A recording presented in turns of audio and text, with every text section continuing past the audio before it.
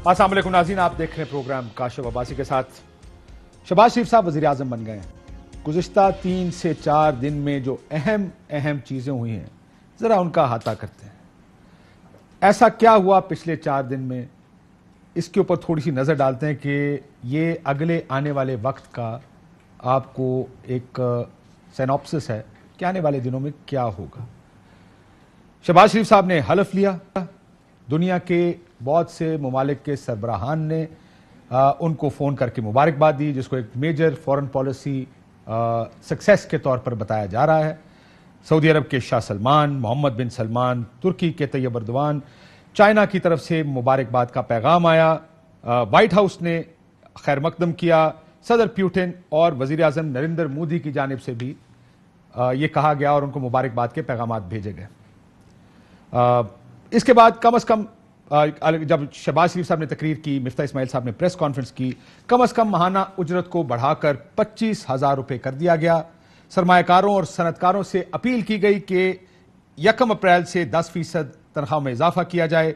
Civil और military retired अफसरान की पेंशन में 10% इजाफे का ऐलान किया गया।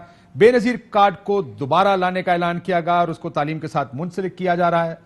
नौजवान नस्ल को मजीद लैपटॉप दिए जाएंगे, ये ऐलान भी किया शहबाज शरीफ साहब ने। महंगी बिजली को भी एड्रेस करेंगे, ये भी नवीद सुनाई शहबाज शरीफ साहब ने। दूसरी तरफ उन्होंने बहुत सी सियासी मुलाकातें की, जो उनके इत्तेहादी थे उनसे ये फर्दन मिलने गए। आज MQM के मरकज़ बहादुराबाद भी उनका दौरा हुआ, जहाँ जाके उनके से मुलाकात हुई। ये मैसेज दिया गया कि सियासत का तरीकाकार बदला जा रहा है और एक मुख्तलिफ सियासत आएगी। पीपल्स पार्टी के वफूद से मुलाकात, जैसे मुत्तहिदा कौमी मूवमेंट, बाप पार्टी और दूसरी तमाम पार्टियां जिन्होंने इनकी हिमायत की थी। सो ये चंद अहम ऐलानात हुए जो शहबाज शरीफ साहब ने किए। दूसरी तरफ तस्वीर का एक दूसरा रुख भी है। तहरीक अदम एतमाद आने से एक दिन पहले डॉक्टर रिजवान जो इन्वेस्टिगेटर थे, शहबाज शरीफ साहब के बहुत से केसेस के सरबराह थे, FIA लाहौर के डायरेक्टर थे, शुगर तहकीकाती स्कैंडल और मनी लॉन्ड्रिंग की तहकीकात कर रहे थे, उनको छुट्टी पर भेज दिया गया। ये पहले दिन ही ये खबर उनके वजीर आजम बनने से पहले ही आ गई। जिस दिन उन्होंने वजीर आजम बनना था या जिस दिन उनका हल्फ था उस दिन उनकी पेशी थी हाई कोर्ट में, फेक अकाउंट्स केस में, मनी लॉन्ड्रिंग केस में। FIA की टीम उस पेशी पर अदालत में पेश नहीं हुई। आज TT स्कैंडल में नैब का केस था, उसमें वजीर आजम पाकिस्तान शहबाज शरीफ साहब की पेशी थी। वजीर आजम पेश नहीं हुए, नैब की टीम ने भी इस पर कोई एतराज नहीं किया। एक और बड़ी डेवलपमेंट हुई, मियां मोहम्मद नवाज शरीफ साहब को सफारती पासपोर्ट जारी करने का फैसला किया गया वजीर आजम पाकिस्तान की जानिब से। सफारती पासपोर्ट इसलिए अहम है इसमें क्योंकि मियां साहब एक कन्विक्टेड मुजरिम है, इस वक्त पाकिस्तान से बाहर हैं, वापस आएंगे तो जेल जाएंगे। इसहाक डार साहब को भी पासपोर्ट जारी करने का फैसला किया गया। मियां साहब के प्लेटलेट्स भी ठीक हो गए। इसहाक डार साहब आप जैसे देख रहे हैं, उनकी कमर में बहुत तकलीफ थी, वो भी ऐसा लगता है कि अन करीब पाकिस्तान वापस आएंगे। सलमान शहबाज साहब सऊदी अरब जा रहे हैं और लगता है कि वो भी अन करीब पाकिस्तान तशरीफ लाएंगे। दूसरी तरफ शहबाज शरीफ साहब जब भी अदालत में पेशी हुआ करती थी, उनकी जानिब से कहा जाता था कि उनकी कमर में बहुत दर्द है, तो यह अच्छा हुआ कि उनकी वो कमर का दर्द भी काफी हद तक ठीक हो गया है। मियां साहब की वापसी का ऐलान किया गया और यह ऐलान मुस्लिम लीग नून के मेंबर कौमी असेंबली मियां जावेद लतीफ साहब ने किया। क्या कहा उन्होंने, जरा सुनी। नवाज शरीफ ईद के फौरी बाद पाकिस्तान इंशाल्लाह आ रहे हैं। डॉक्टर ने कहा है कि आजकल पाकिस्तान के डॉक्टर सही इलाज कर रहे हैं और कोई वबा नहीं है। डॉक्टर्स ने कहा है कि पाकिस्तान के डॉक्टर्स आजकल पिछले 3-4 दिन से ठीक इलाज कर रहे हैं और पाकिस्तान में कोई वबा भी नहीं है। आपको याद होगा, इन्हीं के डॉक्टर ने लंदन में एक रिपोर्ट लिखी थी, डॉक्टर लॉरेंस उनका नाम है।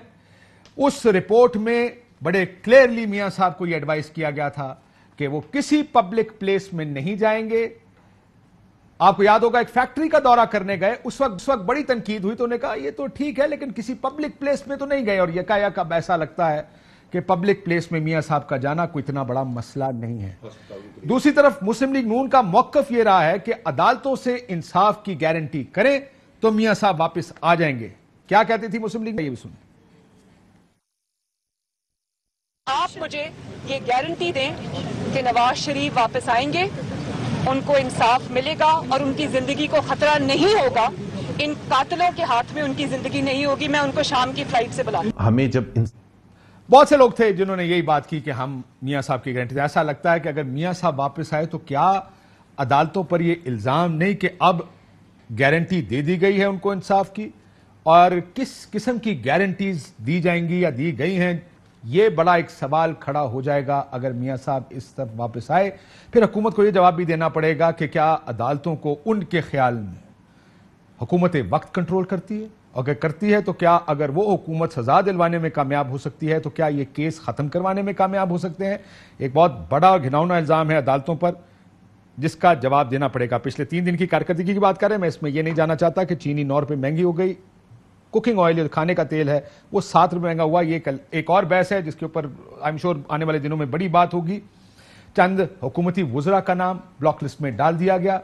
جب مسلم لیگ نون کے لوگوں کا نام ڈالا جاتا تھا, آپ کو یاد ہے شہباز شریف صاحب کو لندن جانے سے روکا گیا, بڑی تنقید کرتے تھے, لیکن اب چند حکومتی وزراء کا اور بیوروکریٹس کا نام ڈالا گیا. اس میں ڈاکٹر رضوان بھی شامل ہیں, شہباز گل صاحب, شہزاد اکبر صاحب, P M personal secretary to prime minister, ان کا نام ڈالا گیا. لیکن ڈاکٹر رضوان بھی اس میں شامل ہیں جو انویسٹیگیٹ کر رہے تھے ان کے کیسز. باقی کو تو چلیں آپ پولیٹیکلی موٹیویٹڈ کہہ سکتے. ڈاکٹر رضوان کا نام ڈالنے کی وجہ کیا ہے؟ کیا یہ میسج بھیجا جا رہا ہے کہ جنہوں نے کوئی تحقیقات کی ہیں ان کے خلاف یہ سب کچھ ہو سکتا ہے؟ بیڈ سائن سگنل اگر یہ ڈالا گیا ہے ان کا نام.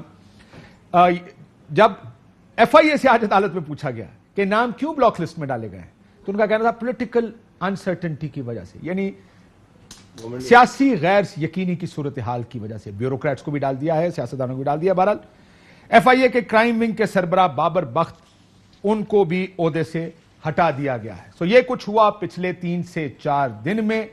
ایک طرف معاشی پیکیجز کا اعلان ہوا, سفارتی سطح پر کہا گیا کہ ہمیں کامیابیاں ہوئی, ان لوگوں نے مبارکبادی دی ہیں.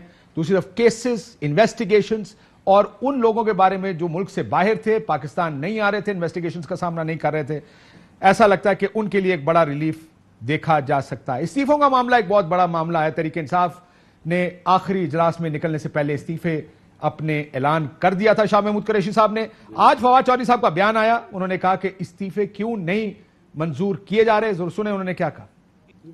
نے اسمبلی میں کھڑے ہو کر استعفے دیے ہیں, تحریری استعفے اسپیکر کے پاس پہنچ گئے ہیں. اب اسمبلی کا جو سٹاف ہے انہیں چاہیے فوری طور کے اوپر اس کی جو نوٹیفیکیشن ہے وہ الیکشن کمیشن میں بھیجیں. وہ کیوں رکھ کے بیٹھے ہوئے ہیں؟ اور اگر آپ اس طرح سے سمجھتے ہیں کہ استعفے ڈیلے کر کے کوئی یہ کرائسس ختم ہو جائے گا, کرائسس ختم نہیں ہوگا. اس کے بعد ایاز صادق صاحب نے اسی ایشو پہ اور اسی مدعے پہ اپنے خیالات کا اظہار کیا. ایاز صادق صاحب نے کہا کہ بہت سے تحریک انصاف کے لوگ استعفیٰ نہیں دینا چاہتے, دباؤ ڈالا جا رہا ہے اسپیکر کے, جو نیشنل اسمبلی کے اسپیکر کے جو سٹاف ہے اس پر. کیا کہا انہوں نے, اور اس کے بعد انہوں نے کیا کہا کہ اگر کسی نے کچھ ایسی ویسی حرکت کی, یعنی استعفے منظور کرنے کی کوشش کی, تو پھر کیا ہوگا, ذرا یہ سن لیجیے. پی ٹی آئی سے الیکٹڈ ممبران تھے, وہ استعفے نہیں دینا چاہتے اور ان کے استعفے زبردستی لا کے جمع کرائے گئے ہیں یہاں پہ. ہمارے دوست ڈپٹی اسپیکر صاحب, نیشنل اسمبلی عملے کو زبردستی مجبور کیا جا رہا ہے کہ وہ یہ استعفے قبول کریں. میں نیشنل اسمبلی کے سٹاف کو یہ باور کرانا چاہتا ہوں کہ کوئی چیز اگر آپ اللیگل کریں گے تو اس کا خمیازہ آپ کو بھگتنا پڑے گا. تمام کوئی اللیگل چیز کریں گے تو اس کا خمیازہ آپ کو بھگتنا پڑے گا. اب وہ خمیازہ کس کو کہتے ہیں یہ بات ظاہر ہے ایاز صادق صاحب خود ہی بتائیں گے.